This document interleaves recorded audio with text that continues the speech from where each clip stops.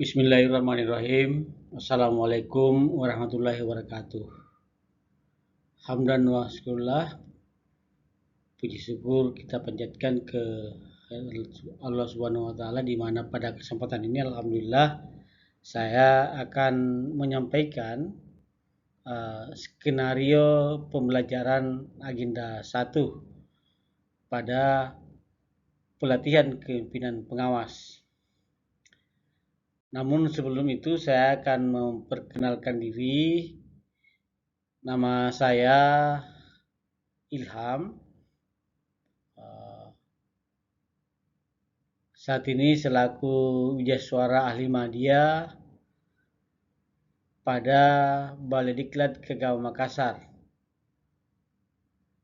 Pendidikan S3 di Universitas Negeri Makassar, dan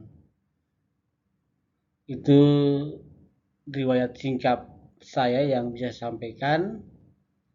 Selanjutnya saya akan menyampaikan, sebelum masuk pada skenario, saya akan menyampaikan bahwa agenda 1 pada pelatihan kepemimpinan pengawas ini, dasar hukum yang melatar belakangi adalah Perlan nomor 5 tahun 2002 yang merupakan perubahan dari Perlan nomor 6 tahun 2022. Kemudian ada keputusan Keplan nomor 1 tahun 2023 tentang kurikulum pelatihan struktural kepemimpinan. Kemudian ada Keplan nomor 2 tahun 2023 tentang pedoman penyelenggaraan pelatihan struktural kepemimpinan. Nah, kemudian pada pelatihan struktural sesuai dengan Keplan yang saya sampaikan tadi, ada bentuk prioritas yang disarankan. Meskipun kita kenal ada 2 jalur yang bisa ditempuh, yaitu jalur klasikal dan non-klasikal. Tetapi pada kesempatan ini yang disarankan pada Keplan tersebut, maka kita menggunakan bentuk blended learning, yaitu gabungan antara klasikal dan non-klasikal. Sehingga pada blended learning ini yang digunakan adalah ada bentuk klasikal dan ada bentuk distance learning yang dilakukan. Ini tentunya sesuai dengan persetujuan LAN, Lembaga Administrasi Negara, selaku instansi pembina. Kemudian pada pelaksanaan PKP ini perlu saya sampaikan bahwa untuk pelaksanaan blended learning itu diawali dengan pembelajaran mandiri dengan durasi waktu 60 jam pelajaran yang dikonversi dalam jumlah hari, maka menghabiskan 11 hari pelatihan. Kemudian selanjutnya setelah pembelajaran mandiri, maka kita masuk pada e-learning, di mana ada 2 metode yang digunakan, yaitu sinkronos sebanyak 30 JP, kemudian asinkronos sebanyak 60 jam pelajaran. Sehingga jumlah jam pelajaran yang digunakan pada e-learning itu 96 jam pelajaran atau setara dengan 12 hari pelajaran. Kemudian tahapan selanjutnya adalah pembangunan komitmen bersama. Ini menggunakan durasi waktu 27 jam pelajaran atau setara dengan 3 hari pelajaran, 3 hari pelatihan. Dan setelah pembangunan komitmen bersama, kita masuk pada tahapan pembelajaran klasikal. Tahap 1. Dengan menggunakan waktu 154 jam pelajaran atau setara dengan 15 hari pelatihan. Setelah itu ini dilakukan dengan pembelajaran di kelas. Kemudian selanjutnya ada itu di kelas sebanyak 121 jam pelajaran atau 11 hari pelatihan, dan 4 hari pelatihan itu digunakan untuk studi lapangan. Jadi jumlah hari yang digunakan adalah seluruhnya 15 hari pelatihan untuk pembelajaran klasikal tahap 1. Nah, setelah itu maka kita masuk pada aktualisasi kepemimpinan pelayanan, di mana aktualisasi ini dilakukan selama 540 jam pelajaran atau setara dengan 6 hari pelatihan, 60 hari pelatihan atau 2 bulan. Nah, setelah itu maka kita masuk pada tahapan pembelajaran klasikal tahap 2 dengan durasi waktu 20 jam pelajaran atau setara dengan 3 hari pelatihan. Nah, selanjutnya perlu saya sampaikan bahwa output yang akan dicapai pada tahapan pembelajaran ini untuk mencapai output yang diinginkan, maka pada pembelajaran mandiri ada hal yang dilakukan, yaitu ada 3 agenda, sehingga para peserta nantinya akan membuat 3 esai atau dengan dilakukan secara mandiri atau penugasan individu. Nah, kemudian pada tahapan e-learning ada pendalaman masing-masing agenda, yaitu agenda 1, 2, dan 3. Kemudian ada penugasan individu. Dalam penugasan individu ini termasuk tindak lanjut dari esai yang sudah dibuat oleh para peserta. Nah, selanjutnya juga ada penugasan kelompok. Nah, kemudian pada tahapan berikutnya adalah pembangunan komitmen bersama, yaitu mengidentifikasi masalah atau tantangan dan komitmen yang dicapai bersama dengan para peserta sekalian. Kemudian setelah itu maka kita masuk pada pembelajaran klasikal tahap 1, di mana para peserta membuat laporan studi lapangan baik itu individu maupun kelompok. Setelah itu dilakukan evaluasi akademik. Nah, setelah itu kita masuk pada pembuatan rancangan aksi perubahan. Nah, setelah rancangannya disetujui, maka tahapan selanjutnya adalah aktualisasi kepemimpinan pelayanan. Maka disinilah para peserta akan melaksanakan aksi perubahan. Setelah itu maka para peserta masuk pada pembelajaran klasikal tahap 2, dan pada pembelajaran klasikal tahap 2 ini para peserta akan melakukan seminar aksi perubahan dengan memberikan laporan pengembangan potensi diri. Selanjutnya dapat kami sampaikan bahwa untuk tahapan pembelajaran e-learning pada PKP yang dari hari pertama sampai hari ke-10 itu adalah merupakan pembelajaran mandiri, dan kemudian pada hari ke-11 baru masuk pada pembelajaran agenda 1 dengan menggunakan sinkronos sebanyak 2 jam pelajaran dan asinkronos sebanyak 4 jam pelajaran. Itu pada hari ke-11. Nah, selanjutnya masuk pada hari ke-12, itu masih agenda 1 dengan asinkronos, didahului dengan asinkronos sebanyak 6 jam pelajaran, dan kemudian selanjutnya masuk pada sinkronos sebanyak 2 jam pelajaran.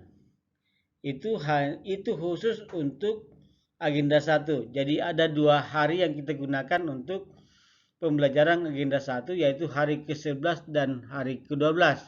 Itu pada tahapan pembelajaran e-learning.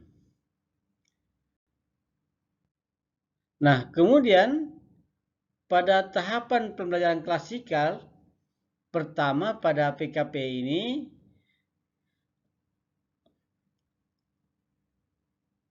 setelah pada hari ke-27 itu ada pembukaan. Nah, setelah pembukaan baru masuk pada pembelajaran agenda 1 sebanyak 12 jam pelajaran. Ini klasikal. Jadi hanya pada satu hari. Nah, kemudian hari berikutnya itu agenda-agenda yang lain. Nah, tapi khusus untuk agenda 1 itu pada hari ke-28. Nah, kemudian dapat kami sampaikan bahwa tahapan pembelajaran off campus 2 PKP pada hari ke-42 itu sampai pada hari ke-101 itu off campus. Artinya implementasi aksi perubahan kualitas pelayanan publik selama 6 hari kalender atau 540 JP. Nah, disitulah para peserta akan melaksanakan pengembangan potensi diri dengan mentoring dan coaching. Nah, kemudian pada tahapan pembelajaran klasikal 2, para peserta pada hari ke-102 akan dilakukan pembimbingan aksi perubahan kualitas pelayanan publik. Kemudian pada hari ke-103 seminar aksi perubahan, dan pada hari ke-104 maka setelah ceramah dan tindak lanjut hasil pelatihan di pelatihan kepemimpinan pengawas dinyatakan selesai. Nah, pada kegiatan belajar mengajar untuk distance learning ada dua metode pembelajaran yaitu sinkronos dan asinkronos. Nah, untuk sinkronos pertama pada hari ke-11 itu dilakukan dengan memberikan dan menyampaikan tujuan pembelajaran kepada para peserta sekaligus overview modul 1 dan 2 dengan melakukan pendalaman materi dengan mempresentasikan makalah atau esai yang sudah dibuat oleh para peserta, yaitu pada agenda kurikulum inti atau self learning kelompok 1. Kemudian para peserta akan diberikan tugas individu, jadi masuk pada kategori asinkronos pertama sebanyak 4 JP untuk melakukan environmental scanning, yaitu membuat video dengan deskripsi.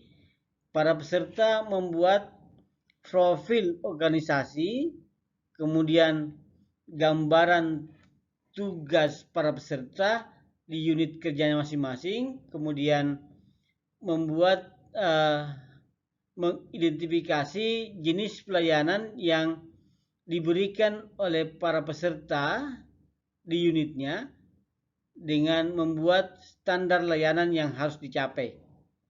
Nah, kemudian para peserta juga akan membuat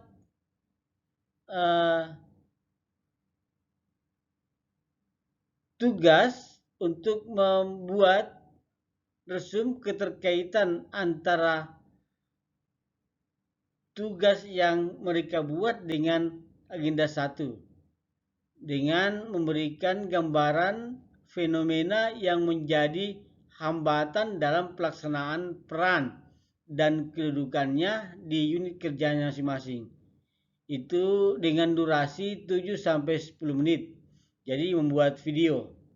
Kemudian para peserta juga akan membuat analisis isu dan solusi kreatif dalam kerangka kinerja organisasi pelayanan yang berintegrasi dan dengan nilai-nilai kepemimpinan Pancasila sebagai perwujudan bela negara. Selanjutnya, para peserta akan membuat jurnal learning atau learning journal dalam bentuk refleksi model 6 topi berpikir. Ini dilakukan selama 1 jam pelajaran.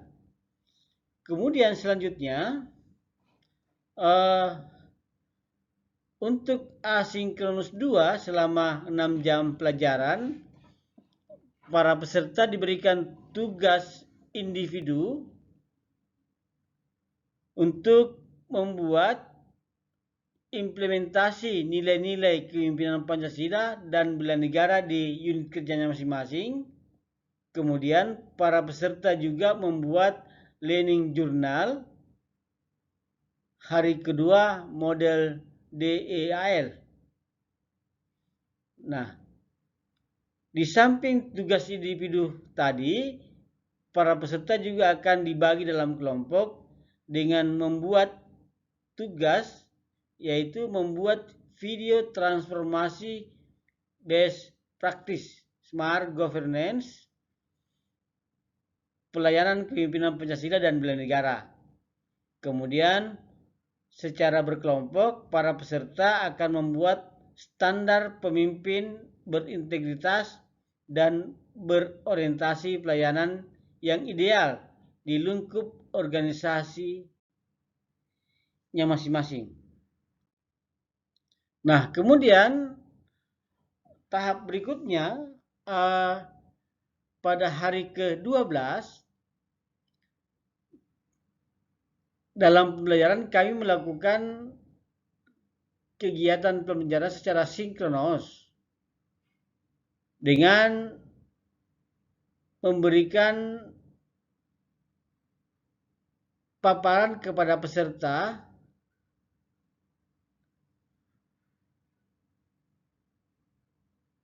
untuk membuat atau bermain game sebagai bentuk fun learning. Nah, kemudian para peserta akan melakukan pendalaman materi dengan mempresentasikan makalah, esai, agenda kurikulum inti atau self learning pada kelompok 2. Nah, kemudian setelah sinkronos, maka dilanjutkan dengan asinkronos selama 4 jam pelajaran dengan para peserta diberikan tugas dengan membuat video dengan deskripsi profil organisasi, kemudian gambaran tugas di unitnya masing-masing. Ini untuk tugas keduanya ya. Kemudian membuat fenomena yang menjadi hambatan dalam pelaksanaan peran dan kedudukannya di unitnya. Dan selanjutnya para peserta akan membuat analisis isu dan solusi kreatif dalam kerangka kinerja. Nah, selanjutnya setelah distance learning tadi, maka kita masuk pada tahapan klasikal. Nah, pada tahapan klasikal tentunya akan dimulai pembelajaran seperti biasa dengan membuka kelas, kemudian Widyaswara akan memberikan penyajian atau menjelaskan agenda pembelajaran yang akan dilaksanakan, kemudian Widyaswara juga akan memberikan memutarkan video tentang zaman penjajahan di Indonesia, kemudian akan menceritakan sejarah terbentuknya Pancasila. Di samping itu, Widyaswara bersama peserta akan melakukan brainstorming tentang pengalaman-pengalaman mereka terkait kesetiaan kepada Pancasila. Kemudian para peserta diminta bagaimana kesetiaannya kepada Pancasila dalam menjalankan tugasnya pada unitnya masing-masing. Setelah itu nantinya para peserta akan membuat paparan secara berkelompok, di mana peserta dalam satu kelas akan dibagi dalam 4 kelompok yang berkaitan dengan konflik-konflik kepentingan yang pernah terjadi pada unit kerja masing-masing peserta. Kemudian meminta setiap kelompok untuk memaparkan hasil diskusi kelompoknya. Nah, di samping itu untuk membangun suasana kelas yang kondusif, maka dibuatkan games yang namanya Emas Nusantara, di mana para peserta akan dilatih menjadi pemimpin yang tidak ego dalam pengambilan keputusan. Di samping itu, peserta juga akan diberikan game merah putih yang sudah disiapkan sesuai dengan modul, di mana para peserta nantinya akan diharapkan